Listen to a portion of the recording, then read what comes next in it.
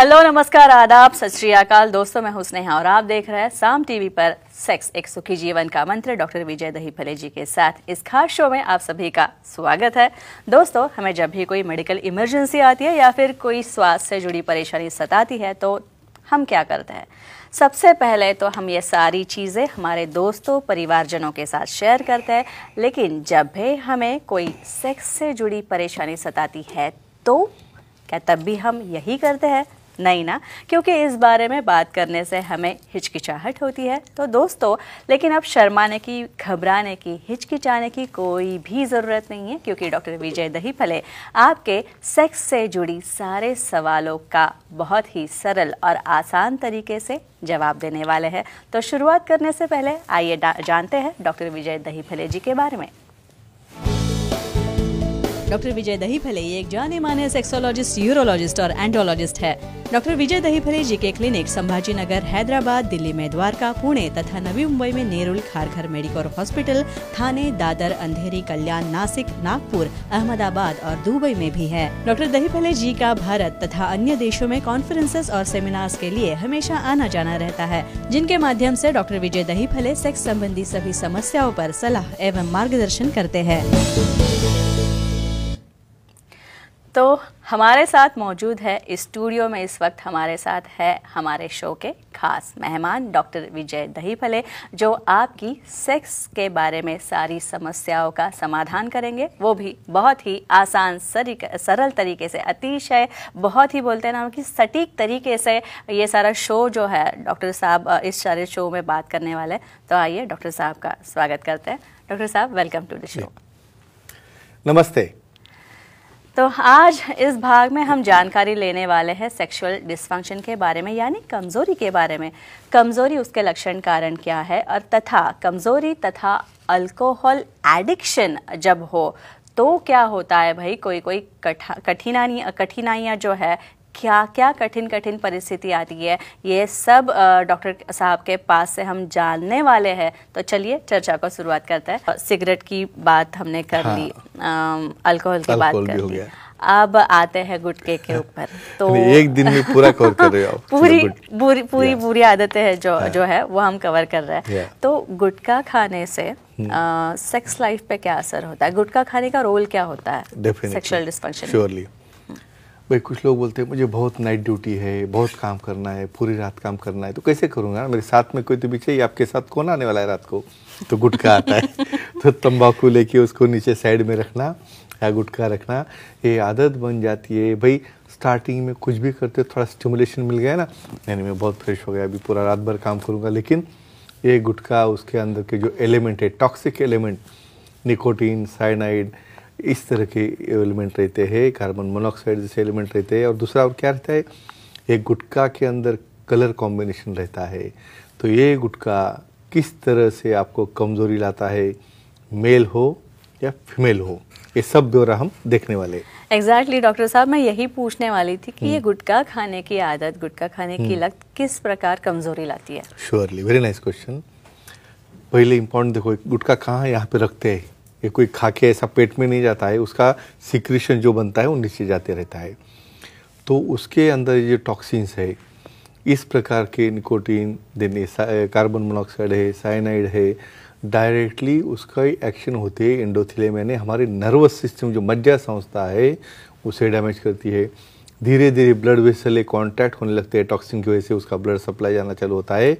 तो डेफिनेटली जब nerve supply और ब्लड सप्लाई जाएगा तो मेल में भी कमज़ोरी आएगी और फीमेल में भी इच्छा डाउन होगी। कैसे कैसे और अफेक्ट करता है देखेंगे। और वाराणसी जाएंगे हम। वाराणसी से फोन आ रहा है, सारंग जी बात कर रहे हैं डॉक्टर साहब। सारंग जी नमस्ते, डॉक्टर साहब से सवाल पूछिए। Hello sir. हाँ बोलिए। गुटखा खाने से सेक्स हार्मोन्स पर कुछ असर होता है क्या, जानकारी दीजिए। गुटखा खाने से सेक्स हार्मोन्स, करेक्ट। अभी देखो, हार्मोन के लिए मैं हमेशा कहता हूँ, आपका बॉडी जो है वो हार्डवेयर है और हार्मोन है सॉफ्टवेयर है, यानी आपको चलाता ही हार्मोन है। तो स्पेशली गुटखा क्या करता है, टेस्टोस्टेरोन, बॉडी की टेस्टोस्टेरोन और कुछ एंजाइम रहते हैं, कैटालिस्ट, जिसे हम उत्प्रेरक कहते हैं, मराठी में उत्प्रेरक बोलते हैं। ये वो चेन को उसके सिस्टम में, यानी हार्मोन कन्वर्ट होने में, टेस्टोस्टेरोन रिलीज होने में, हार्मोन का सप्लाई होने में, लिंक को सप्लाई होने में, उत्तेजन आने में, सब तरफ बाधा लाते हैं।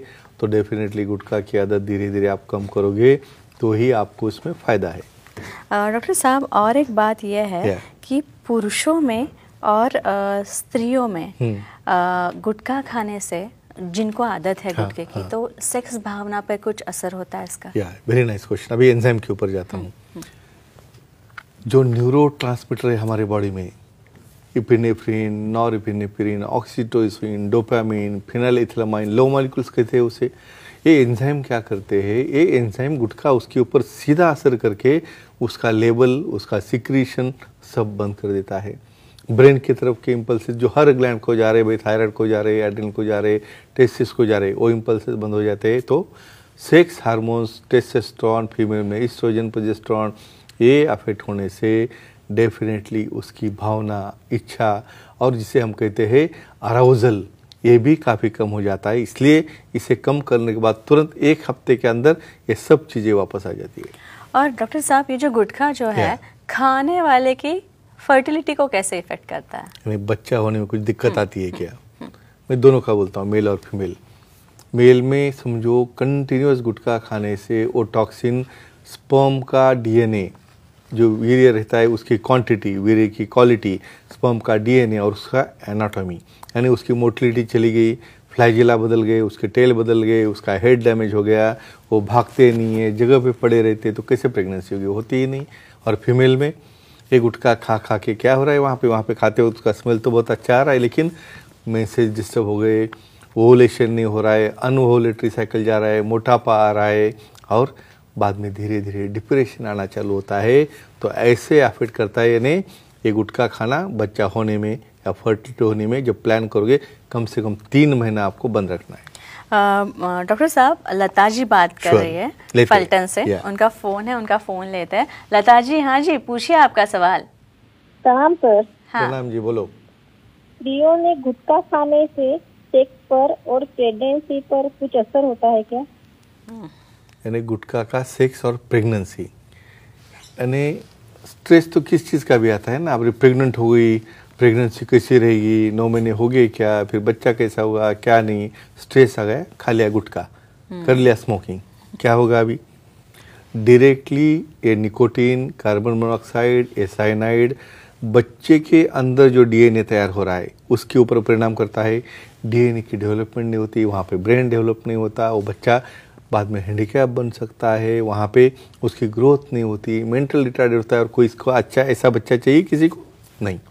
सेक्स के ऊपर भी परिणाम होता है, सेक्स ड्राइव के ऊपर भी होता है और होने वाले बच्चे के ऊपर भी बुरा असर होता है। तो फ्रेंड्स, जो फीमेल पर्सन ये क्लिप देख रहे हैं, कम से कम अपने फ्यूचर में आने वाले बच्चे के लिए तो इससे दूर रहो, जो कि अपनी आने वाली पीढ़ी अच्छी हो जाए। वही डॉक्टर साहब, गुटखे के पैकेट पर लिखा तो होता है कि ये खाने से आपको कर्करोग का, कैंसर का खतरा है, लेकिन लोग बहुत ही डरिंग बाज है, आदत से मजबूर है, खाते हैं, कंटिन्यूअस खाते रहते हैं। तो मुझे और एक सवाल ऐसे पूछना है कि गुटखा खाने से कैंसर जो होता है, उस कैंसर होने के बाद और कैंसर और सेक्स, इसका संबंध हम कैसे लगा सकते हैं? Very simple and important question. अरे भाई, कैंसर हो गया ऐसा बोलने का तो आप नीचे बैठ जाते हो, तो उसके आगे सेक्स करना, एंजॉय करना, वो भी भूल जाते हो। लेकिन न होना आपके हाथ में है। यहाँ पे गुटखा रख रहे हो, इरिटेशन हो रहा है, क्या हो गया? माउथ का कैंसर हो गया, टंग का कैंसर हो गया, इसोफेगस का कैंसर हो गया, हमारी जठर का, स्टमक का कैंसर हो गया, फिर लीवर का हो गया, पूरी बॉडी कैंसर ही कैंसर होते जा रही है डीएनए बदलने से। तो एक ही कहूँगा, कैंसर से तो पूरी बॉडी अफेक्ट हो जाती है, तो सेक्स तो अफेक्ट होना ही होना है। तो फ्रेंड्स, इसे तुम प्रिवेंट करके कैंसर प्रिवेंट करो, जिसकी वजह से आपका डिप्रेशन आके जो सेक्सुअल डिस्फंक्शन होता है वो भी आप डेफिनेटली प्रिवेंट कर सकते हो। डॉक्टर साहब, अभी जो लोग गुटखा खाते हैं उनके दांत तो काफ़ी खराब होते हैं। श्योर। तो आप गुटखा खाने से दांत और सेक्स पर क्या असर होता है? गुटखा खाने से डिवोर्स भी हो चुका है कुछ फीमेल्स का। सही बात है। कुछ खुराटे मारने वाले लोग रात भर इधर वो करके सो गए उधर, और रात भर भी गुटखा कैसा फोर प्ले करेगा, कैसे किसिंग करेगा, तो ऐसे केसेस में डिवोर्स तक नौबत आती है। और दांत इमेजिन करो वहाँ पे रह रहे के गम्स चले गए, इन्फेक्शन हो गया, कैरीज हो गए और इनडायरेक्टली इसका इन्फ्लेमेशन होके सेक्स ऑर्गन की तरफ का फ्लो कम हो जाता है, डिसफंक्शन आता है, कमजोरी आता है, मेल में हो फीमेल में। तो फ्रेंड्स एक ही कहूँगा, ये पूरी क्लिप देखने के बाद चीज़ें कंट्रोल में लाई, लिमिट में आ गए, धीरे धीरे बंद किए, तो खुद का लाइफ, पार्टनर का लाइफ और अपनी आने वाली प्रोजरी, इन सब का लाइफ आप सेव करो। और डेफिनेटली ये क्लिप देखिए स्नेहा जी, मैं कहूँगा इतना भी मैसेज उन्होंने लिया तो उनका लाइफ बहुत है। तो यही हमारे उद्देश्य की सफलता है। और अब हमारा उद्देश्य जो है, हमारा मोटिव सार्थ हो गया, सफल हो गया, ये हम कह सकते हैं। तो डॉक्टर साहब बहुत अच्छी चर्चा थी। आदतें बुरी है और डॉक्टर साहब ने बहुत पते की बातें बताई है। छोटी छोटी बातें हैं, आदतें। हमें लगता है कि दो खाने से, पीने से या फिर स्मोकिंग करने से 2 पल का चैन मिलता है, सारे स्ट्रेस से रिलीफ मिलता है, ऐसा हमें लगता है। लेकिन ऐसे नहीं है डॉक्टर साहब, क्यों? सही बात है ना? हाँ, तो ये थे हमारे इस शो के खास मेहमान डॉक्टर विजय दहीफले, जिन्होंने सेक्स समस्या के हवाले से उनके उपायों पर बहुत ही अच्छी तरह जानकारी दी है। और अगर आपको भी डॉक्टर साहब से सवाल पूछने हैं तो स्क्रीन पर जो नंबर दिए गए हैं उनसे संपर्क करें। साथ ही सेंटर्स के नाम दिए गए हैं। डॉक्टर्स के सेंटर जो है डॉक्टर विजय दहीफले जी के अंधेरी में है, दादर में है, नवी मुंबई में है, खारघर मेडिकल हॉस्पिटल में सर बैठते हैं, उनका सेंटर वहाँ पे नए से शुरू हुआ है, संभाजी नगर में है, नागपुर में है, दुबई में भी भाई सर का सेंटर है। तो जो वहाँ पे रहते हैं वो भी सर से आके मिल सकते हैं। और सर की नई नवेली वेबसाइट है sexologistvijaydahipale.in। ये वेबसाइट वापस एक बार नोट करके लीजिए। इस वेबसाइट पे जाके आपको अपॉइंटमेंट का बटन दिखेगा, वो बटन क्लिक कीजिए और डॉक्टर साहब की अपॉइंटमेंट बड़ी आसानी से पा लीजिए। तो इसी तरह से आप अपॉइंटमेंट लेके डॉक्टर साहब के सारे सेंटर्स के नंबर नोट डाउन कर लीजिए और बहुत ही सरल तरीके से अपनी सारी सेक्स संबंधी समस्याओं का समाधान पाइए। तो डॉक्टर साहब बहुत बहुत शुक्रिया, आप यहाँ पे आए। और बुरी आदतें जो है कितनी बुरी है और वो क्यों धीरे धीरे कम करनी चाहिए और धीरे धीरे बंद करनी चाहिए, इसके बारे में हमने आपसे बहुत ही अच्छी जानकारी हासिल की है। इसके लिए बहुत बहुत शुक्रिया, धन्यवाद।